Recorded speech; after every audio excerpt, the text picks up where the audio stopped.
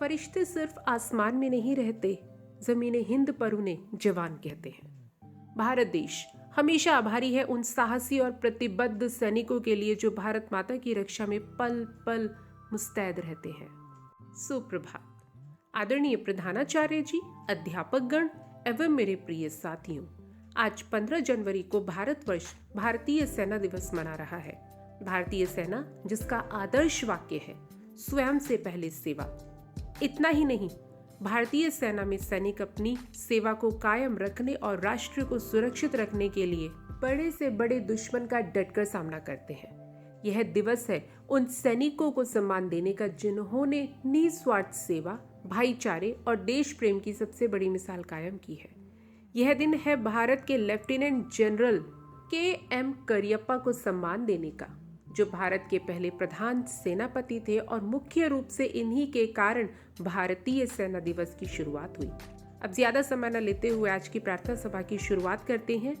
ईश्वर जो निराकार है और पाताल, पृथ्वी व ब्रह्मांड में हर जगह है, उसकी शक्ति से यह सारा संसार चलता है। आइए सर्वप्रथम ईश्वर की वंदना कर दिन की शुरुआत करते हैं।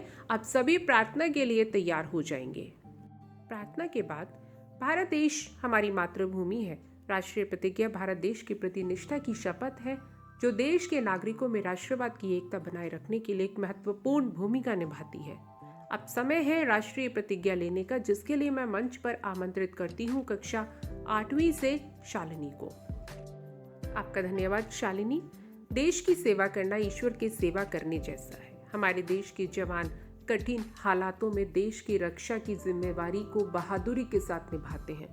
हमारे फौजी जवान देश की रक्षा अपनी जान जोखिम में डालकर करते हैं। वह सरहद पर है तभी पूरा देश चैन की नींद सोता है। प्रिय मित्रों, देश के लिए हर कोई कुछ न कुछ कर सकता है और सबको कुछ न कुछ देश के विकास के लिए जरूर करना चाहिए। अर्थात हम सभी को चाहिए कि हम अपने देश के जवानों से राष्ट्र सेवा की सीख लें। अब रुख करते हैं आज के विचार की ओर, जिसके लिए मैं मंच पर आमंत्रित करती हूँ कक्षा 8वीं से मनाहिल को। सुप्रभात, मेरा नाम मनाहिल है। आज का विचार, जंग के मैदान में एक फौजी की जंग कुछ पाने के लिए नहीं, अपना देश और उस देश में रहने वाले उसके अपनों को बचाने के लिए होती है। इसे ही विजय कहते हैं, इसे ही देशभक्ति कहते हैं। धन्यवाद। आपका दिन शुभ हो। धन्यवाद मनाहिल। इस दिन को मनाने की शुरुआत सन 1949 में लेफ्टिनेंट जनरल के.एम. करियप्पा के सम्मान में हुई थी। 15 जनवरी 1949 के दिन भारतीय सेना अंग्रेजों से अलग हुई थी और करियप्पा को पहला कमांड इन चीफ बनाया गया। प्रिय मित्रों, 1948 में भारतीय सेना में केवल 2 लाख सैनिक थे, लेकिन आज यह दुनिया की चौथी सबसे बड़ी सेना है।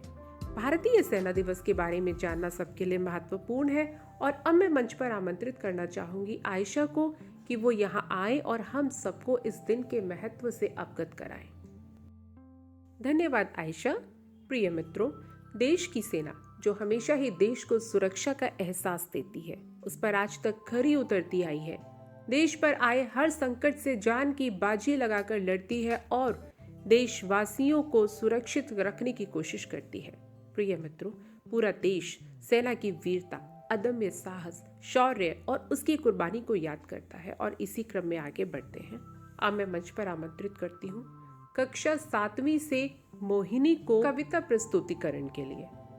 धन्यवाद मोहिनी। राष्ट्रीय गान भारत देश की आजादी का अभिन्न हिस्सा है। इसे पूर्ण सम्मान देना और इसके सम्मान की रक्षा भी करना सभी भारतीय का कर्तव्य है। अब समय है राष्ट्रीय गान का। सभी राष्ट्रीय गान के लिए तैयार हो जाएंगे। राष्ट्रीय गान के बाद, प्रिय मित्रों, हमारे देश के सैनिकों का अदम्य साहस, कर्तव्य निष्ठा और देश के प्रति जज्बा हम सबके समक्ष एक मिसाल है। हम सब भारतीय सेना के ऋणी हैं। आज की प्रार्थना सभा यहीं समाप्त होती है। आप सभी का धन्यवाद।